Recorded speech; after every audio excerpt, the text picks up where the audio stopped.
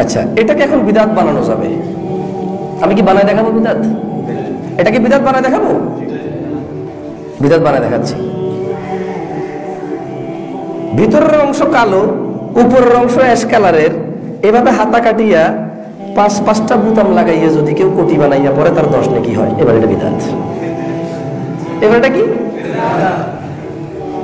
রাগ করিয়েন না।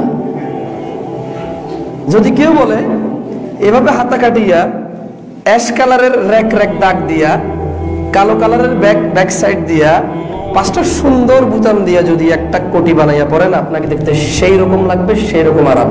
কোনো বিদআত নেই, কোনো কি নাই। যখনই বলবো নেকি, যখনই কি বলবো তখন কি হয়ে গেছে? আচ্ছা, এবার আসেন এই ফ্যানকে বিদআত বানাচ্ছি আমি। এই ফ্যানকে কি বানাবো? ইনশাআল্লাহ ফ্যানকে এখন বিদআত বানিয়ে ছেড়ে দেবো। আপনারা তো মনে করেন সব তোমরা বিদআত করো, যে সব বিদআত যদি আপনি বানান তাইলে কোনো কিছু বিদআত না, যদি আপনি এটা থেকে মুক্ত থাকেন।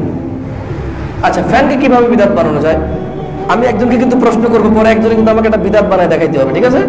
ইনশাআল্লাহ।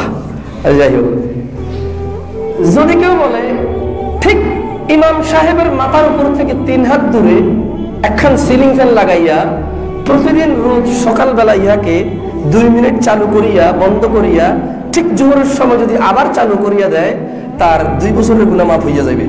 এটা বিদআত। এটা কি? কারণ নেকি চলে আসছে। কি চলে আসছে?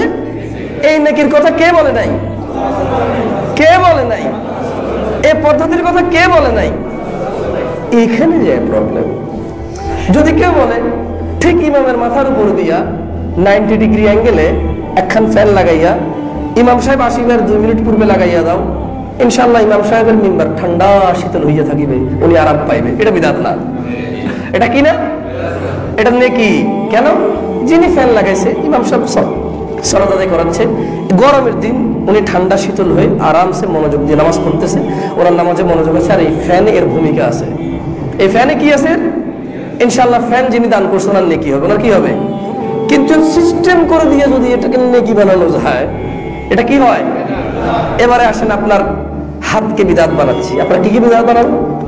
আচ্ছা, যখন আপনি বলবেন ডান হাতকে ঠিক দুপুর বেলা এভাবে হাত উপরে উঠাইয়া নিচে নামাইয়া, উপরে উঠাইয়া নিচে নামাইয়া 3 বার আস্তাগফিরুল্লাহ, 3 বার সুবহানাল্লাহ, 3 বার আল্লাহু আকবার, লা ইলাহা ইল্লাল্লাহ 10 বার। এরপর ডান দিকে এভাবে হাত, বাম দিকে এভাবে হাত দিয়ে যদি সোজা উপরের দিকে তাকাইয়া আশহাদু আল্লা ইলাহা ইল্লাল্লাহ ওয়া আশহাদু আন্না মুহাম্মাদান আবদুহু ওয়া রাসূলুহু পড়া যায়, তার 30 বছরের গুনাহ মাফ। এটা বিদআত। এটা কি? অথচ ওযু করে আশহাদু আল্লা ইলাহা ইল্লাল্লাহ ওয়া আশহাদু আন্না পড়লে আল্লাহ জান্নাতের কয়টা দরজা বলে? এটা হাদিস। এটা কি? আর দেখেন, আস্তাগফিরুল্লাহ পড়ছে, সুবহানাল্লাহ পড়ছে, আলহামদুলিল্লাহ পড়ছে, লা ইলাহা ইল্লাল্লাহ পড়ছে, পৃথিবীর সর্বোত্তম জিকির লা ইলাহা ইল্লাল্লাহ ওটাও পড়ছে, কিন্তু শুধু ওই যে বলছে ডান হাতকে এমনি দিয়া ঠিক দুপুরবেলা উপরের দিকে তাকাইয়া, এই পদ্ধতি দিয়ে যখন এইভাবে গণনা করে নিয়ে আসলো, এটা কি হলো? আপনাদের খারাপ লাগতেছে? রাগ করিয়েন না। এইখানে মিম্বরে যখন দাঁড়াইয়া ইমাম সাহেব বলে যে সালাম ফিরানোর পরে সম্মিলিত, কি মিলিত? আবার বলেন কি মিলিত? রাগ করিয়েন না চাচা, রাগ করতেছেন কেন আপনি? আপনি না বলেন মুনাজাত কি খারাপ জিনিস? এটা তো আপনি বলেন, আমরা তো বলিনি মুনাজাত খারাপ।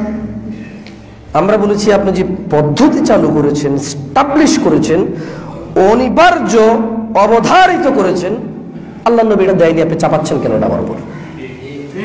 বেশ।